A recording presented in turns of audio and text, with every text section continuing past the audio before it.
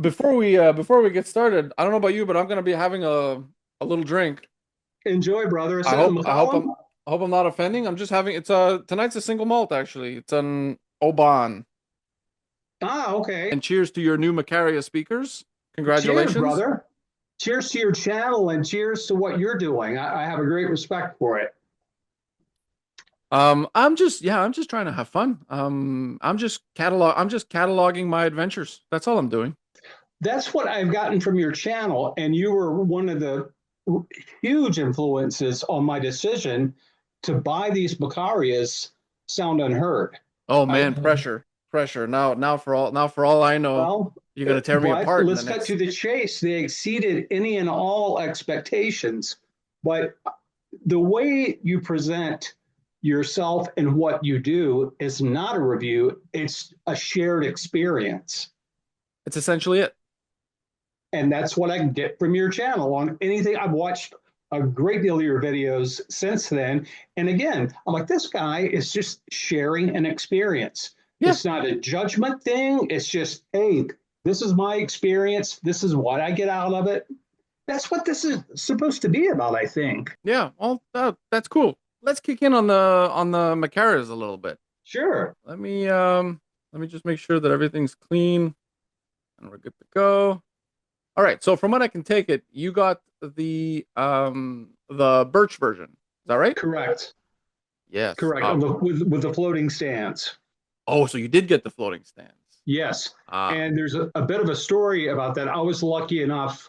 They were kind enough to actually bring these speakers to me and set them up in my home. And when I spoke with Deborah to confirm the delivery, I asked her, I said, I know I've ordered these in a grounded basis. Is there a way since you're coming that you could bring a set of the floating so I could AB? And they were kind enough to do that. And honestly, right out of the gate, I knew the floating would be for me early on. So that yeah. was really nice and very generous of them, I thought. Debbie and Armando are just good people. They It's are. I lucky. mean, I was honestly, lucky to meet them. same here. I went up for Capital Audio Fest and got to spend a fair amount of time with them and just great people. And I just want to see them flourish and succeed. And I think especially for Armando, he reminds me of a younger version of me of having heard this and just simply wanting people to experience open baffle. Yeah, It's a different, not going to say better or worse, totally subjective, but it's a totally different audio experience. 100%. Especially now that people who are doing open baffle have figured out how to do bass. Because open baffle's been Correct. around for a long time, but 20 years ago, an open baffle speaker was nice for acoustic flute and acoustic guitar, and add a kick drum in there, and you were like, yeah, something's missing. Correct. Correct. And that's what I toyed around with them as early as 20 years ago with a friend of mine, an audio engineer, and he was building them, and that was he was doing enclosures on the bottoms, on Yep. the bass drivers.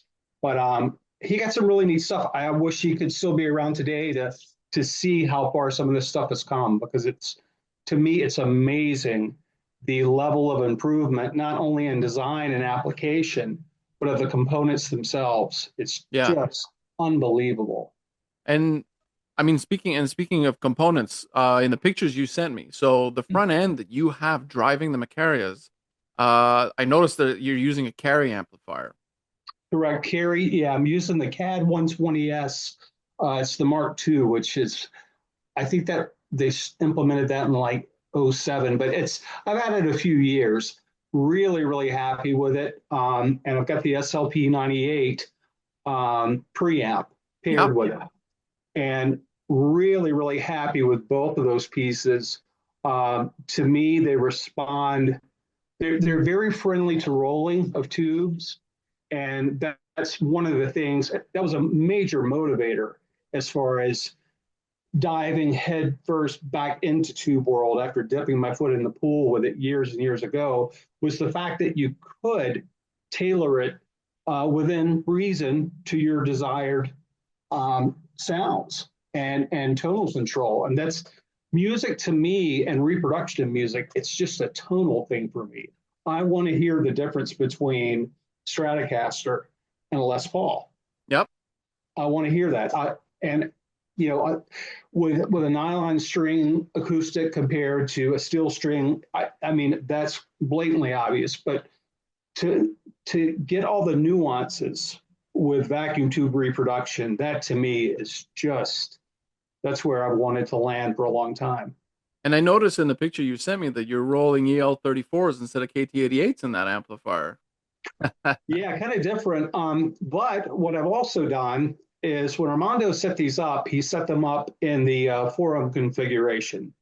And I Okay. don't know how much you've played with them or what have you, but I switched them to 8 ohm configuration, being that carry is technically designed with only 8 impedance taps on it.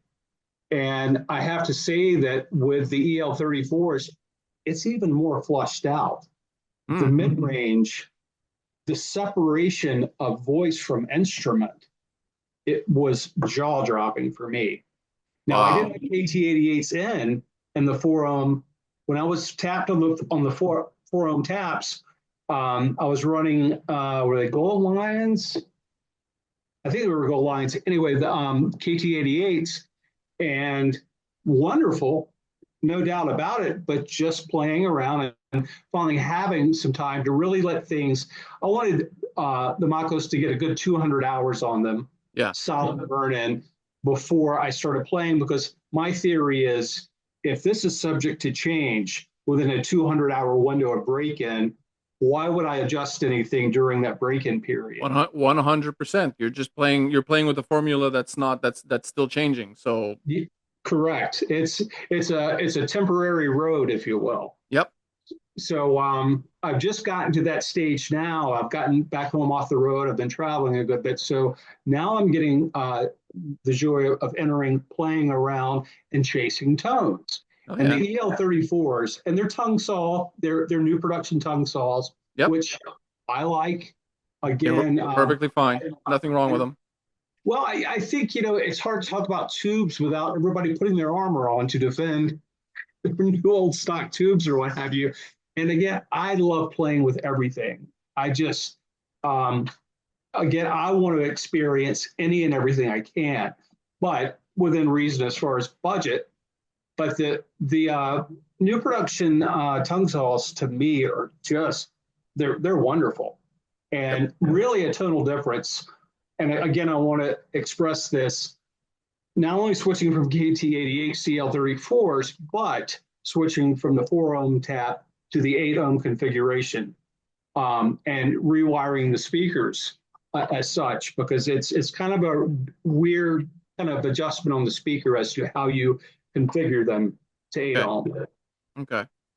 See, because uh, in my experience, the top driver that is used there, um, not that driver specifically, but the other drivers that the manufacturer makes that look like that one, the voice coil they use, how they build those other ones, to me, 8 ohm, they always sounded more natural.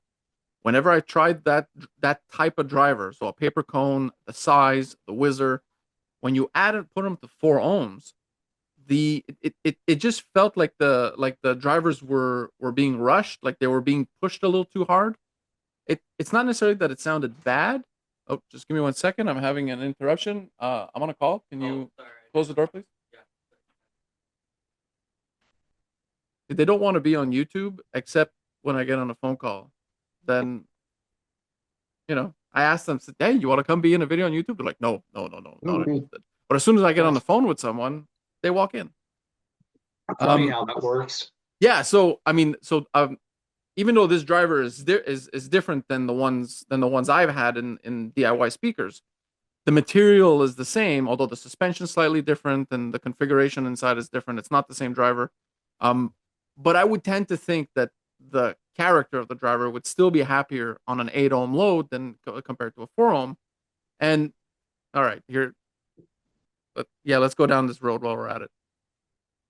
I've even experienced some speaker cables also where if the impedance of the cable, which is a hard thing to truly understand by manufacturer specs, because even if a manufacturer gives you the specs of the impedance curve of a cable, are you getting the right one based on the length of the cable you bought? It's hard to know. But from one type of cable to the next, some types of cables just gave me the same impression as if I had it on the 4 ohm tap. The driver just felt rushed. The driver just felt like there was too much. And then once in a while, I would come across a cable, which was usually a more modest cable. Speakers just felt comfortable. And that was felt even more if you were dealing with music that had, say, like a trio of instruments as opposed to large, heavy, very complex recordings.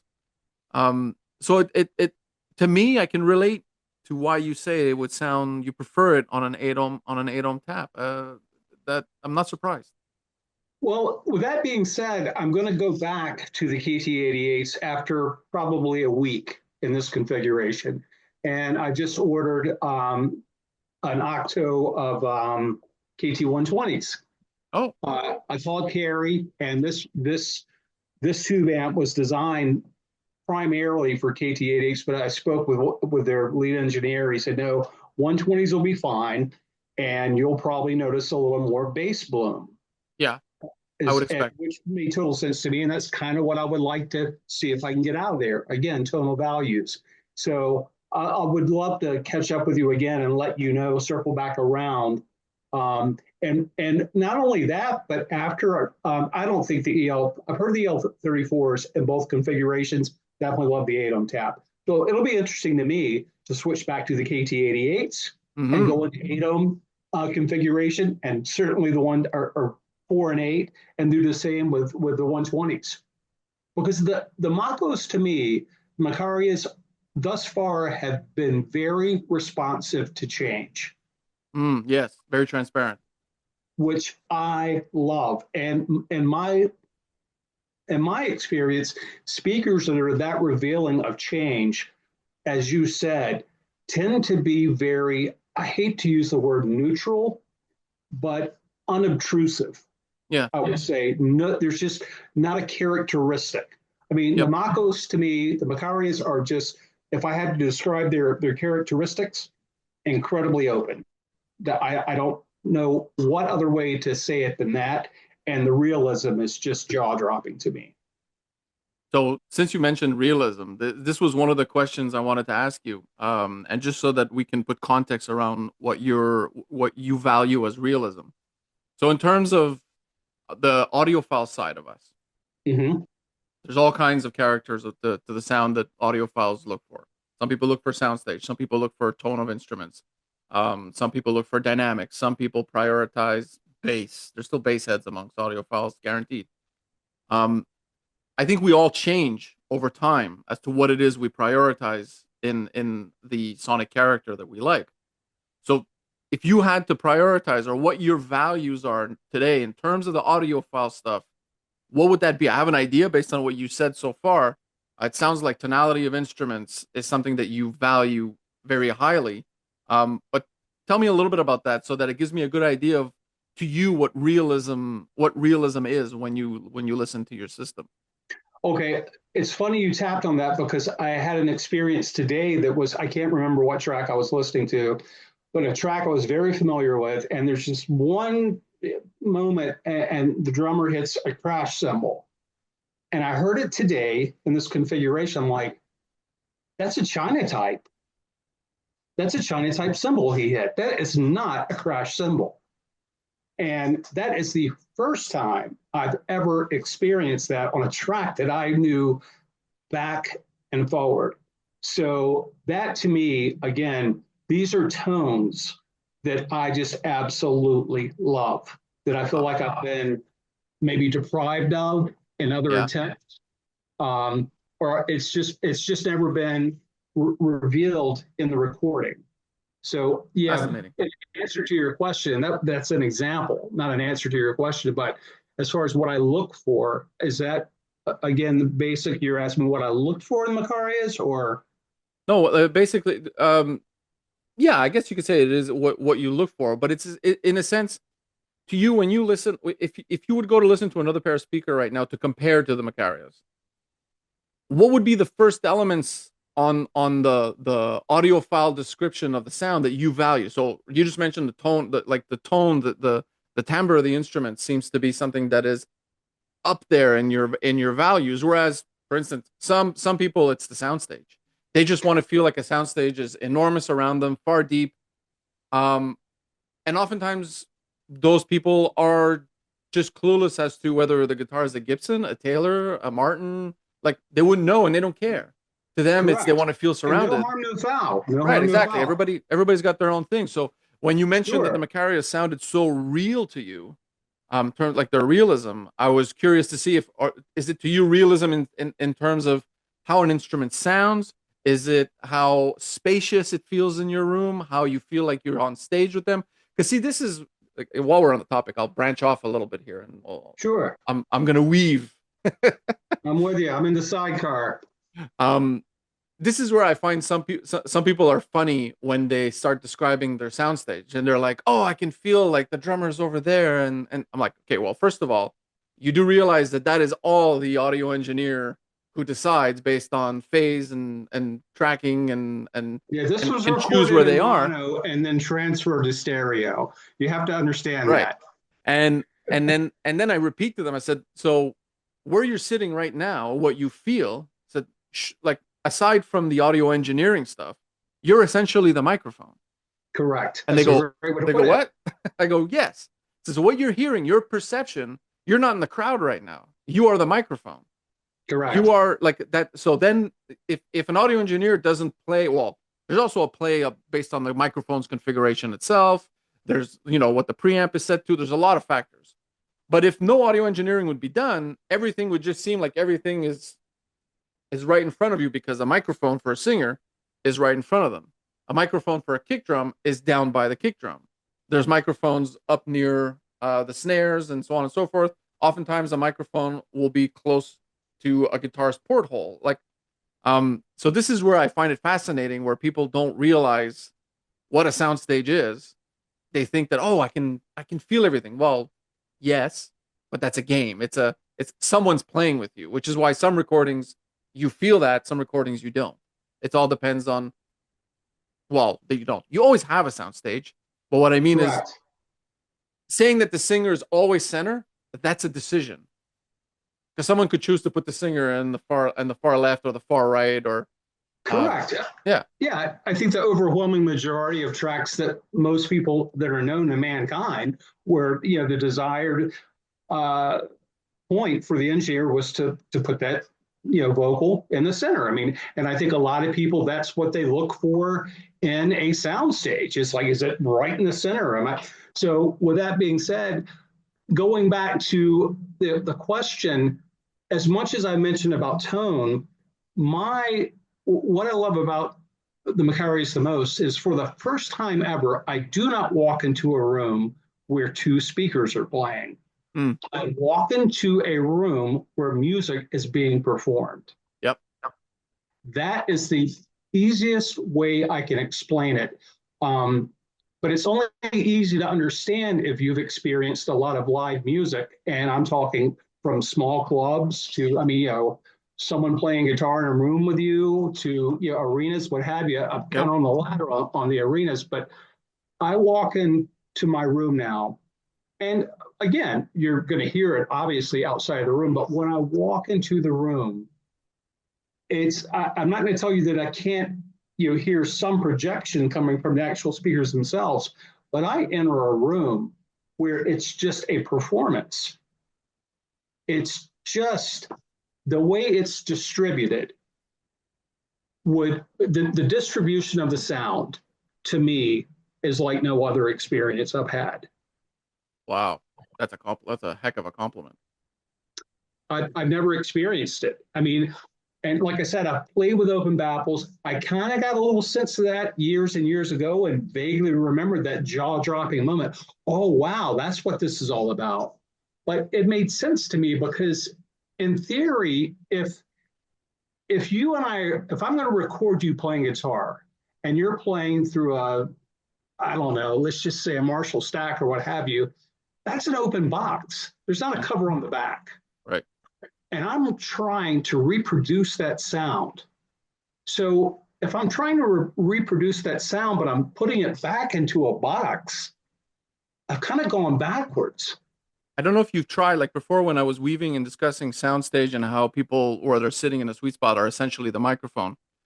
Where this is different is there are recordings where you might have one or two instruments or two performers in a studio, and you have one microphone in that room.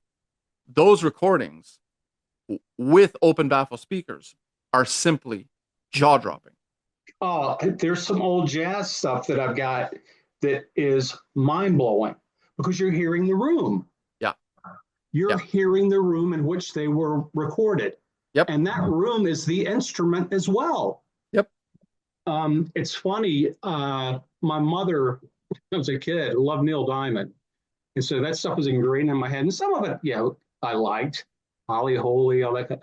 But I've gone back to some of those tracks, to the old stuff, first two, three records he did. The recordings are phenomenal, absolutely phenomenal. Yep. And playing them in this system, I think this is the first time I'm only getting the benefit of what was hidden so much in an enclosed speaker. If that makes sense, because again, I'm getting that room, I'm getting the air, I'm getting that ambient tone that has been either compressed by a cabinet or eliminated by a binary code until recent years. Yep. And isn't it interesting because over time we did see box speakers that were considered dipoles because they simply had a tweeter rear facing. Correct. But that was only a tweeter. And Yeah. in the case of the Macarias, there is a lot more that radiates behind that speaker than simply the highs. Yeah, and I'm only 2.5 feet off the wall, which was really surprising to me because I was prepared. I'm going to have to get these things 4 feet off the wall, minimum, what have you. 2.5 feet, it is just lovely. Awesome. When you see people talk about the distance, like I'm a perfect example. When I said I had them out into my room at one point, I think I said even 6.5 feet, and I recall trying them at 7 feet out in the room. And that made for an insane soundstage. It felt like literally like having extremely high quality headphones. But my room has nothing to do with your room. The acoustics are totally different. The furniture I have in my room is not the furniture you have in your room. The dimensions are different. The materials are different. This is what people I think need to understand when you watch a video of someone telling you, you got to do this. No, apply context. Try it. You tried it at 2 feet from the wall. It works. So why lose 30% of your room by saying, no, I got to have them 6 feet out into the room because that's what the guy on YouTube said. No. It doesn't work that way. I could not agree more with that. And, that was a lot of people's, that's one of when I tell people what speakers I have now, that's their first question. My God, what size room do you have to have for those? My room is a modest room, 14 by 16, I think. It's nothing outlandish at all.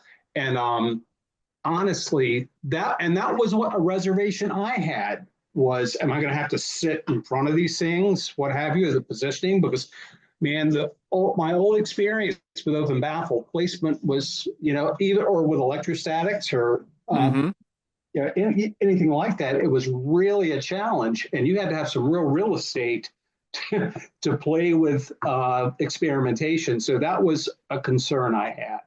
But all that was put to bed literally in the first 10 minutes.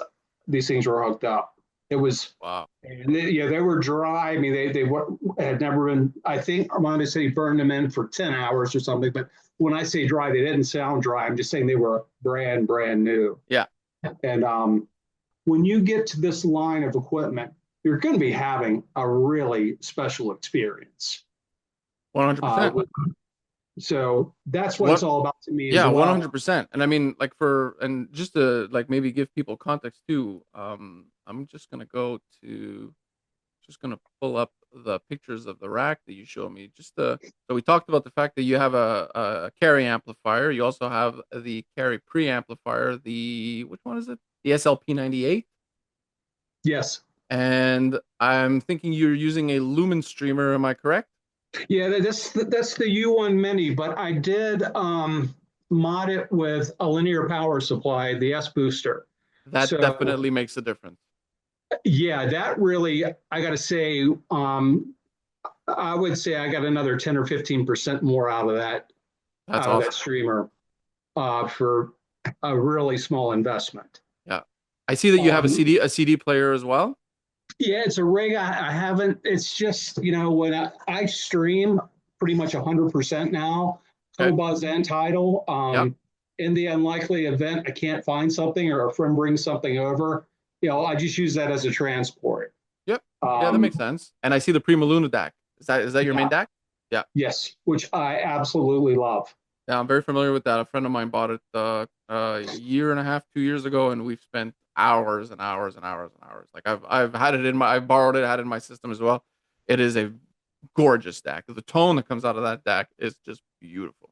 Beautiful. Yeah, I got to say, as far as the only thing I've heard that was like really, I hate to say incredibly better, but was truly better, was the Lampizator Poseidon. But that's Yeah, $50, it's the price of a used Toyota. or a new Toyota, and that, ooh, and Yeah. just insane. Yeah. And especially if you have something that is as revealing and transparent as Macaria's with a very good amplifier, you're gonna feel that even more. If you have speakers that are using, I'll call a dirty crossover, Right. it pollutes or not pollutes, it will season the sound to what it is so much that people will feel that, oh, when I upgrade my DAC, like I heard the difference, but it's diminishing returns. It's all relative to You what's know, downstream. that's one thing that the Macarius also do is, again, those compared with any other speaker I've used in conjunction with my setup, the veil's been pulled off. I Yep. mean, it truly has everything flushed out just from Jump Street and revealing, but by no means analytical Mm-hmm. or harsh. The highs are really pleasant to me. I mean, I'll do 4 hours listening and no fatigue whatsoever. Yep. And I couldn't do that with my last set. I could maybe go 2 hours and I had to kind of take a little break. But Ah. these are just Did your last set have a tweeter? Were they like three-way speakers? they were three-way, yeah. Yeah. Not saying that all three-way speakers will fatigue your ear, but generally speaking, if you have a tweeter that is not some kind of silk soft dome, you know, sure, you when we sit in front of a pair of speakers that uses a beryllium tweeter, the first 5 minutes we're like, we can't believe it how much detail and resolution there is. Oh, I gotta tell you, after a few hours, I'm it glad feels that's like you ran a over. marathon. Yeah, no, I get it. And again, there's trade-offs, man. There's pros and cons. And um, I think too, as getting back to the speakers, because I think a lot of people, a lot of my friends anyway, have the price, the cost, the price, the cost, and I'm very familiar with how hands-on you are in your DIY world. I Yep. don't think a lot of people realize the quality of components of every aspect of these speakers. The Yep. crossovers alone Yeah. are, I mean, they are truly incredible. Yep. And in today's marketplace, um, to even be able to buy something of that quality at cost no object, there are very few things I think that match their line of quality, let alone value. I agree. And I think if they were using drivers that were not part of a manufacturer's, I guess, DIY reputation, because um Lee Song manufactures the two drivers that are in there. but Hmm. those are not, well, I think the bass driver is similar to what you can buy, but the full range driver, you cannot buy that full range Yeah, driver that's direct. proprietary to them. Yeah, and trust me, it costs them a pretty penny to get Lee Song to make a proprietary driver, because you're not just going to buy 50 drivers. Yeah, you you can't buy you got to buy 10 a and lot. get a deal. And I think that's one of the maybe it's because people are comparing the DIY catalog of this company to this, and they're thinking, why would I spend $6,000 when I can just buy $1,000 worth of drivers and I'll build my own wooden frame and it'll work? But there are known like BBC type speakers that I know for a fact are essentially an MDF box with a thin veneer that used a $25 tweeter, $100 woofer. That's it, and it's 6 to 10 grand a pair. Correct. And okay, there's labor, I guess, in applying the veneer. I could get that, but if that's not a problem, how is Macaria a problem? I don't like this is like it's again, I think it's people's false perception because they look at a catalog of similar looking drivers in a DIY space and like, oh, no way, why would I spend this much on a speaker? Well, A, it's not the same drivers. B, the crossover is not your average day crossover. The craftsmanship of the wood paneling. Yeah, I do a lot of woodworking, and people don't realize to obtain those baffles. I mean, forget the CNC cutting, but to even get the material and that thickness gauge, if you will, people don't have a clue what it costs to go into. I've owned a company, and we were a manufacturing company, so I have a whole different respect than the layman, and I should, because I have that experience. But when you look at this speaker and you look at it with the crossover and you sit down beside it and you look at the wiring harness on it and everything about it, it's still to me stunning that they pulled it off. I'm impressed. Like I was there when the two of them were in the blitz, and I felt bad for being there while they were blitzing at the end. And I had even told them in a video. I said, "Why did you guys have me here this time? Like you guys should be focused on what you're doing. Like I'm just here as a distraction." And they were like, "We need it. We need a break." I was like, "Okay, fair enough." Yeah, yeah, and I think any exposure, because that's what I really want them. I want them to have a fair shot. Is what I want. I think so too. Um, But I think that this product is so deserving of a fair shot, and we live in a world where you can make the greatest thing in the world, but until you sell it, yeah, you really haven't accomplished a goal. yeah, But I just want to see them. I want to see them reap the benefits of the labor they put into this, the heart and soul they put into this. I mean, and I bought a lot of high end gear over the years, and I don't, look to do an interview on it. I don't. These people in this product are that different to me. and so let's sidetrack a little bit in terms of realism of music and your overall fun that you're having with the Macarias. What kind of music genres have you been listening to the most since you got them? I would have to say I've been exploring a lot of acoustic stuff. It's just, I mean, a lot of classic rock, a lot of old jazz, um, some classical. I'm not very knowledgeable, but there's the standards that I think everyone likes. But it's really funny. My father-in-law, he's 87 years old, and this guy, I mean, he saw, I mean, Sinatra at Birdland. Oh, I mean, Charlie Parker. I mean, he saw all the guys back in the day, and he still got his old vinyl from when he was a young man. Well, he's taking me down that road with a lot of these older recordings, and I have been smitten with some of this old jazz stuff. It's just incredible. I heard it before, but I never experienced it before. right. And like he even said, this is like being at one of the tables in Birdland. That's Wow. exactly what he said. Wow. Now, he's 87. His hearing may not be the best, but his feelings are exactly the same. Yep. So he gets that emotional, he gets the whole thing. And it's wonderful to have him as a reference point to say, what's your take on this? And he's, man, he can go for just hours. Play this. It's so cool. So yeah, a lot of jazz. I hate to say country because when I say country, I don't know mainstream or pop stuff. When I say country, I mean like Lyle Lovett, Yeah. John Hyatt, John Prine. Hmm. To me, I guess that falls into the country category. I hate to do that, but yeah, singer songwriters, a lot of that stuff. Man, going through some of the old Cat Stevens catalog, Oh, that is epic with speakers like Macaria's.